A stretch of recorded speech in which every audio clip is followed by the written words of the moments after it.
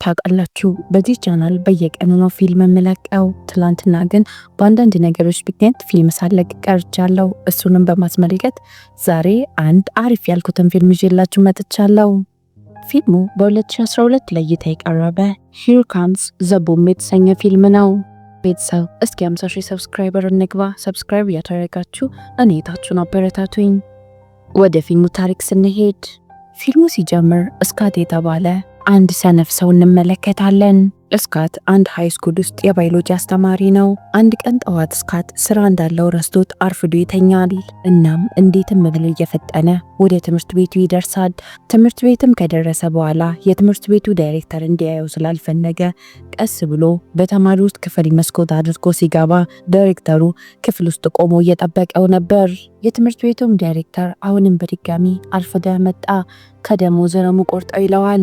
ዳይሬክተሩም ክፍሉን ለቆ ከወጣ በኋላ ስካት የማስተማር ሙድ ስላልነበረው ተማሪዎቹን መጽሐፋችሁን አውጥታችሁ አንብቡ ብሏቸው እሱ ጋዜጣውን ማንበብ ይጀምራል። አንድ ተማሪ ያልገባት ነገር ስለነበረ ጠጋ ብላ ልትጠይቀው ትሞክራለች። እሱ ግን ሂጂና ቁጭ በይ ይላታል። በስተመጨረሻም ደውሎ ተደወለና ተማሪዎች ከክፍላቸው ይወጣሉ። ከዛም ተማሪዎች ሙዚቃ ከሚማሩበት ክፍል የሙዚቃ ድምጽ ሲሰማ ስካት ወደዛ ክፍል ይሄዳል። የሙዚቃ አስተማሪው ማት ተማሪዎቹን ሙዚቃ እያስተማረ ነበር። ስካትም ይሄድና ማት ጋር ባክህ አንድ ክላስ ከቨር አድርግልኝ ብሎ ይጠይቀዋል። ማትም እሺ ካለ በኋላ ግን ቆይ አንዴ የ48 ዓመት ሴት ልታረግዝ ትችላለች ብሎ ስካትን ጠየቀው። ምክንያቱም የማት ሚስት 48 ዓመቷ ነው፣ እናም እርጉዝ ናት። ስካት ግራ ተጋብቷል። ግን እንደዛም ቢሆን ጓደኛውን እንኳን ደስ አለ ብሎት ያቅፈዋል። በስተመጨረሻም የአስተማሪዎች ስብሰባ ስለነበረ የትምህርት ቤቱ አስተዳዳሪ መምህራኖቹ ከደሞዛቸው ላይ ተቆራጭ ብር እንደሚደረግ ይነግራቸዋል። እናም የሙዚቃ አስተማሪውን ሊያባርሩት እንደሆነም ነገሩት። እሱም ይነሳና ለምን ሙዚቃ ይቀራል ስፖርት ቢቀርስ ብሎ የእሱን ትምህርት ከሌሎች ትምህርት ጋር ማወዳደር ጀመረ። የትምህርት ቤቱ አስተዳዳሪም ስፖርት መቆም የለበትም፣ ምክንያቱም እንደውም በስፖርት ትምህርት ቤቱ ብዙ ጥቅም ያገኛል ይላል። ስካት በዚህ መሃል ጣልቃ ይገባና ማት ሚስቱ እርጉዝ ናች፣ አሁን በቅርቡ አባት መሆኑ ስለማይቀር እንዴት ነው ከስራ መታባረሩት ይላል። እናም ሚስጥር ብሎ የነገረውን ነገር በአደባባይ ለሁሉም ተናገረ። የትምህርት ቤቱ አስተዳዳሪም ይህንን የሙዚቃ ትምህርት ለማስቀጠል በጣም ብዙ ገንዘብ ያስፈልጋል ብሎ ለስካት ይመልስለታል።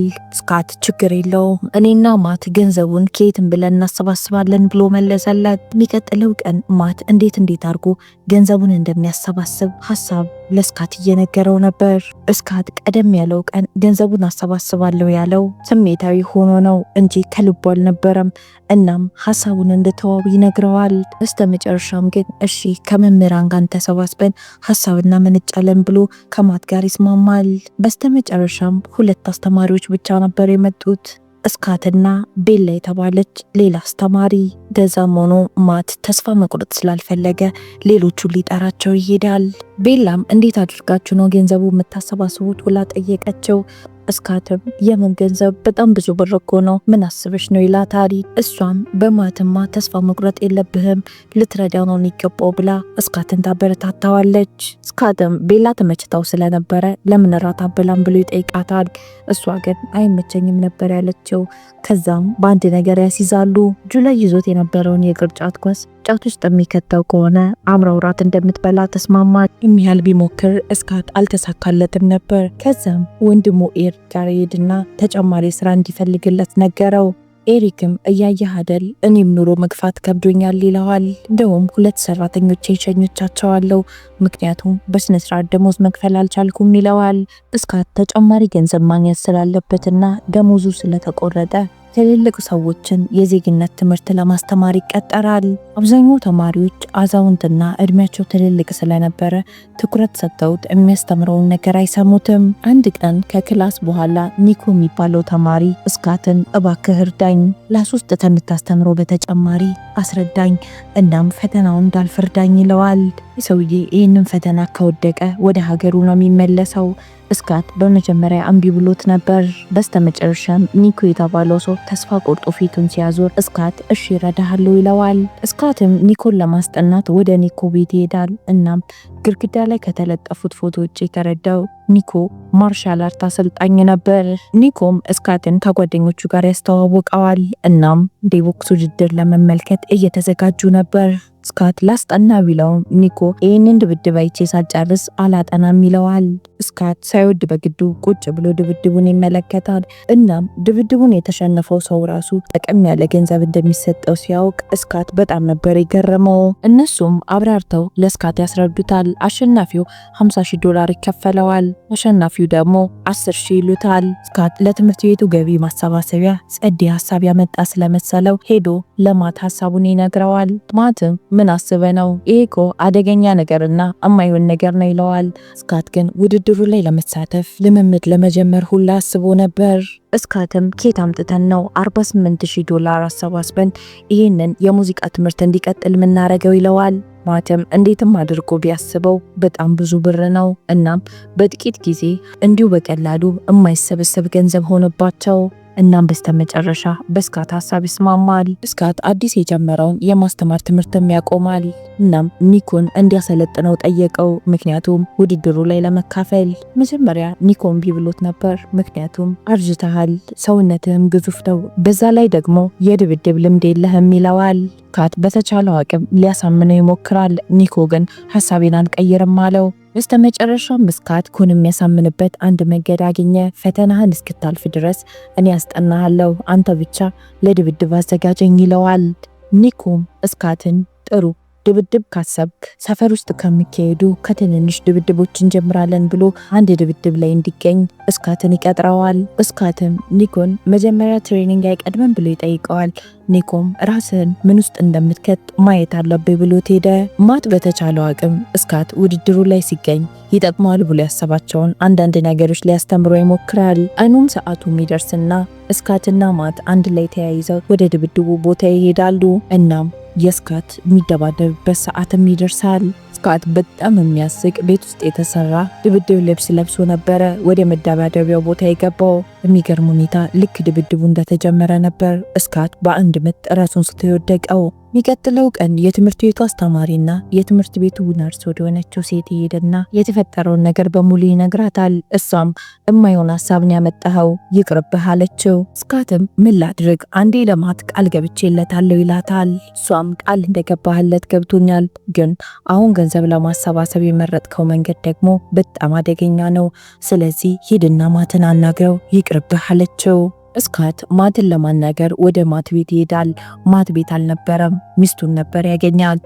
ቤቱ በሙዚቃ መሳሪያዎች ተሞልቶ ነበረ።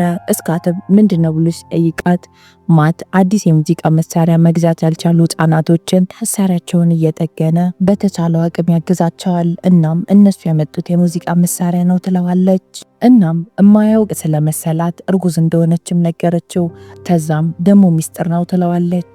ስካትም የማትን ምስኪንነት ይመለከትና ትምህርት ቤቱ ግን እያደረሰበት ያለው ነገር ትክክል አይደለም ይላታል።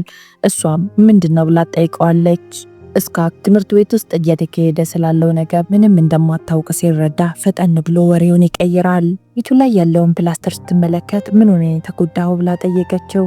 እሱም ከበር ጋር ተጋጭቼ ነው ነበር ያላት። ስካት ከማት ቤት ሲወጣ ጓደኛውን ለመርዳት ቆርጦና ወስኖ ነበር።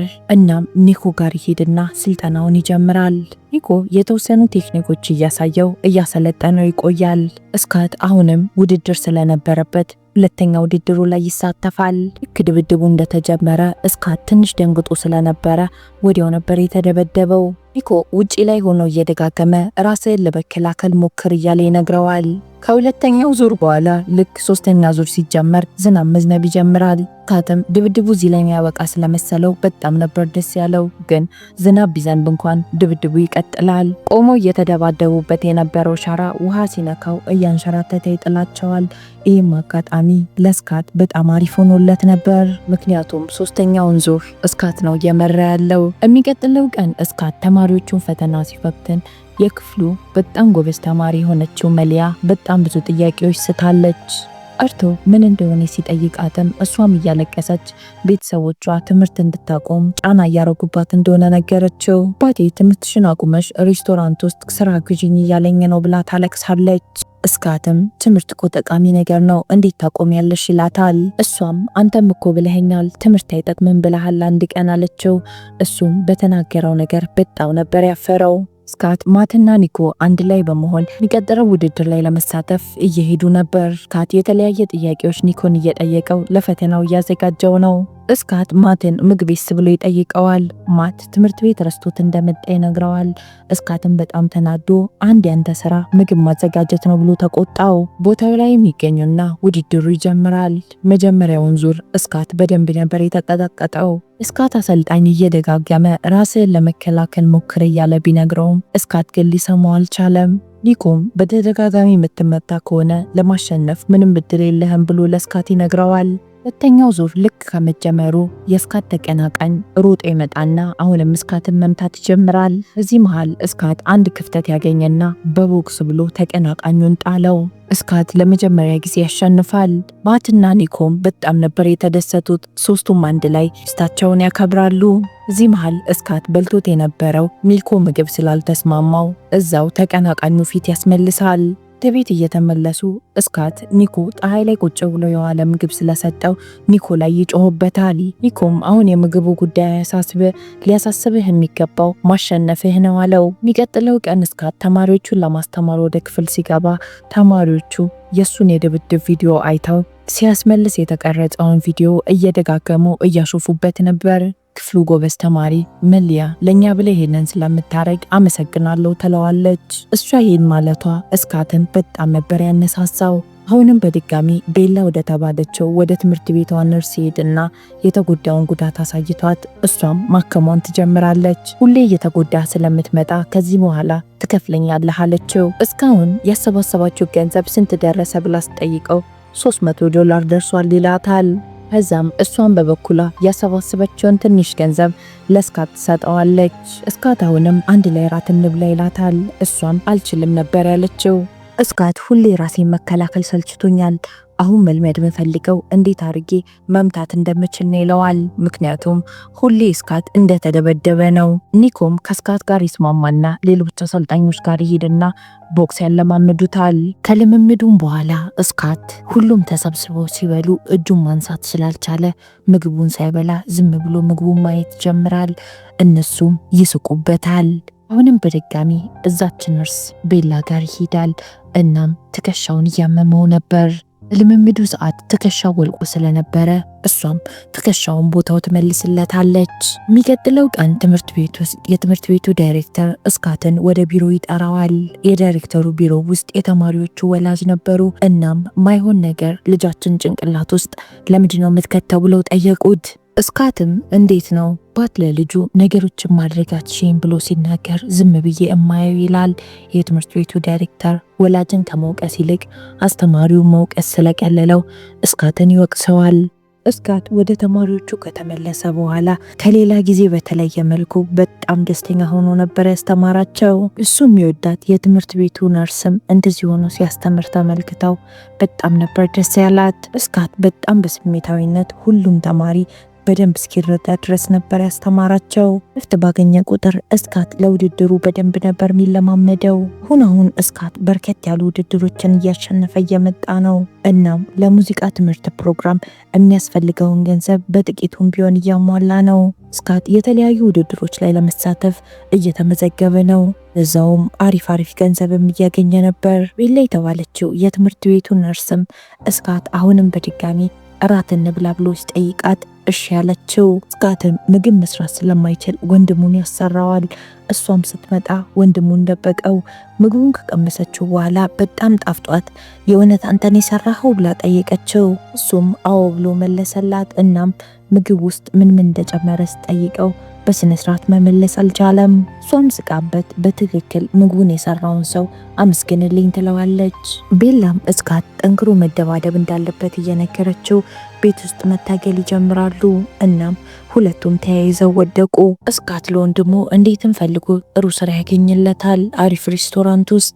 እስካት አዲሱ አሰልጣኝ ካት ለዩኤፍሲ ድብድብ እንደተመረጠ ይነግረዋል። እስካት በጣም ነበር ደስ ያለው። ግን በሌላ በኩል ኒኮ እስካት አይደባደብም ብሎ ጥያቄውን ውድቅ አድርጎት ነበር። ካትም በጣም ግራ ተጋብቶ ወደ ኒኮ ስራ ቦታ ሄድና ሊያናግረው ይሞክራል። ኒኮም እስካትን ለእንደዚህ አይነት ትልቅ ውድድር ዝግጁ አይደለህም ብሎ ነበር የመለሰለት። እስካትም ለዛ አይደለም እውነቱን ንገረኝ ብሎ ሲያወጣጣው ኒኮ ቀንቶ እንደሆነ ነገረው። ምክንያቱም ኒኮ ግማሽ እድሜውን በድብድብ አሳልፎ እንደዚህ አይነት ትልቅ እድል አላገኘም። አንተ አንድ ተራ የሃይስኩል ባዮሎጂ አስተማሪ እንደዚህ አይነት ትልቅ እድል ስታገኝ በጣም ቀናው ይለዋል። ካትም አንተን የሚደብር ከሆነ ችግር የለውም አልደባደብም አለው። ኒኮም ችግር የለውም አሁን ተደባደብ ብሎ ሁለቱም ሰላም ያወርዳሉ። እናም ኒኮ ባደረገው ነገር ይቅርታ ተጠያቂው ይተቃቀፋሉ። የዛን ቀን ምሽት የዩኤፍሲ ድብድብ ዋና አዘጋጅ ከስካትና ከጓደኛው ጋር ተገናኝተው እንደሚዘጋጀው ውድድር ላይ እንደሚሳተፍ ይነግረዋል። ማት እስካትና ኒኮ አንድ ላይ በመሆን ወደ ላስ ቬጋስ ለመሄድ ትኬት ቆርጠዋል። ቤላም እስካትን ልትሰናበተው ኤርፖርት ተገኝታ ነበር። ቻው ካለችው በኋላ እስካት ምትስመው ስለመሰለው ሊስማት ጎንበስ ይላል። እሷ ግን ወደ ኋላ ትሸሸዋለች። ቬጋስ ከደረሱ በኋላ ወደሚያርፉበት ሆቴል ነበር የሄዱት። እናም በጣም ብዙ ምግብ ያዛሉ። እስካትም እንደነሱ ብዙ ምግብ ለመብላት ፈልጎ ነበር። እነሱ ግን ነገ ድብድብ አለህ ብለው ምግቡን ከለከሉት። በዚህ መሃል ቤላ ትደውልለትና ትምህርት ቤቱ ፋይናንስ እስካሁን ያዋጣነውን ገንዘብ ይዞ ጠፋ ትለዋለች። እናም በቃ ራስን አደጋ ውስጥ አትክተት፣ ያኛውም ገንዘብ ይቅር፣ ሁሉንም ትተናሃለችው። እስካት እዚህ ውድድር ላይ የሚሳተፈው አሸንፋለሁ ብሎ ሳይሆን ቢሸነፍም ገንዘብ እንደሚያገኝ ስለሚያውቅ ነው። አሁን ግን ያዋጣው ገንዘብ ስለሌለ ቢሸነፍ እንኳን የሚያገኘው ገንዘብ አይሞላለትም። ተደጋገመች ትታውና ብትለውም እሱ ግን ሊሰማት አልፈለገም። ምክንያቱም ይህ ሁሉ ርቀት ተጉዞ አሁን መጨረሻ ላይ ተስፋ መቁረጥ የለብኝም ብሎ ነው ያመነው። እልሽ እደውልልሻለሁ ብሏት ሙሉ ትኩረቱን ውድድሩ ላይ ነበር ያደረገው። የሚቀጥለው ቀን የድብድቡ ሰዓት ደርሶ ሁሉም እየተዘጋጀ ነው። እስካት ለውድድር ከመግባቱ በፊት እንዳለ ተማሪዎቹ ውድድር ቦታው ላይ ተገኝተው በሙዚቃቸው እሱን ለመደገፍ እየሞከሩ ነበር። ቤላም እዚህ ላይ ተገኝታ ነበረ። እናም ታበረታታዋለች። አያቅትህም አለችው። የስካት ወንድምም ከሚስቱ ጋር አንድ ላይ በመሆን ውድድሩ በቴሌቪዥን እየተመለከተ ነበር። እስካት ቀድሞ ወደ ውድድሩ ቀለበት ይገባና ከሱ ጋር አብሮት የሚገጥመውን ሰው ይጠብቀው ጀመር። እስካት ትንሽ የፈራ ይመስላል። እንደዛም ሆኖ ግን ሀሳቡን ለመሰብሰብ ይሞክራል። ውድድሩ ከመጀመሩ በፊት እስካት ስንት ነው ግን ውድድሩን ባሸንፍ የሚከፈለኝ ብሎ ይጠይቃል። እነሱም $50,000 እንደሆነ ነገሩት። እስካት ለራሱ ይህንን ውድድር ማሸነፍ አለብኝ ብሎ ነግሮት ነበረ ውድድሩን የጀመረው። መጀመሪያው ዙር ለስካት ትንሽ ከብዶት ነበረ፣ ምክንያቱም በተደጋጋሚ ከበድ ያሉ ቡጢዎች አስተናግዷል። ቤላ እስካት ሲደበደብ መመልከት ምንም አላስቻላትም። መጀመሪያው ዙር ያበቃና ሁለተኛ ዙር ከመጀመሩ በፊት እስካት ለአሰልጣኞቹ የቀናቃኜ በጣም ከባድ ሰው ነው፣ እሱም ማሸነፍ አይመስለኝም ይላቸዋል። እሱም ቁስሉን ያጸዳዱለትና አያቅትም ብለው ለሁለተኛ ዙር ድጋሚ ይገባል። ሁለተኛው ዙርም ከአንደኛው ዙር ምንም አይሻልም ነበረ። እንደውም የባሰኔ የተደበደበው። ካት ፊቱ እየደማ ነው፣ ቆሞ መሄድ እንኳን አቅቶታል። አሁንም ድጋሚ እነማት ይመጡና አነሳስተው ቁስሉን ጠራርገውት ለሶስተኛ ዙር ያዘጋጁታል። እስካት መሸነፉን አውቆት ስለነበረ ማትን ይቅርታ ጠየቀው። ማትም ባታሸንፍ እንኳን ለኔ አሸናፊ ነህ፣ ተማሪዎቻችንን ያቸው ባንተ ስለኮሩ ነው እዚህ ላይ የተገኙት ይለዋል። ሶስተኛው ዙር ልክ እንደተጀመረ ካት አዲስ ጉልበት ከተማሪዎቹ ያገኘ ነው የሚመስለው። እንከር ብሎ አሁን ተቀናቃኙን አንድ ሁለት እየመታው ነው። በሚገርም ሁኔታ እስካት ይህንን ውድድር አሸነፈ። ሁሉም በጣም ነበር የተደነቀው። ሁሉም በደስታ መጮህ ይጀምራል። እስካት ከማትና ከኒኮ ጋር ደስታውን እያከበረ ያለ ቤላ እየሮጠች መታ ትስመዋለች። ነገሮች እስካት እንደፈለገው ሆኑለት። ለትምህርት ቤቱ አሪፍ የተባለ የሙዚቃ ዲፓርትመንት አቋቋመ። የዚህ ፊልም ታሪክ እዚህ ላይ ያበቃል። ፊልሙን ከወደዳችሁት ሁልጊዜ እንደምታደርጉት ላይክ፣ ሼር፣ ሰብስክራይብ ማድረግ እንዳትረሱ።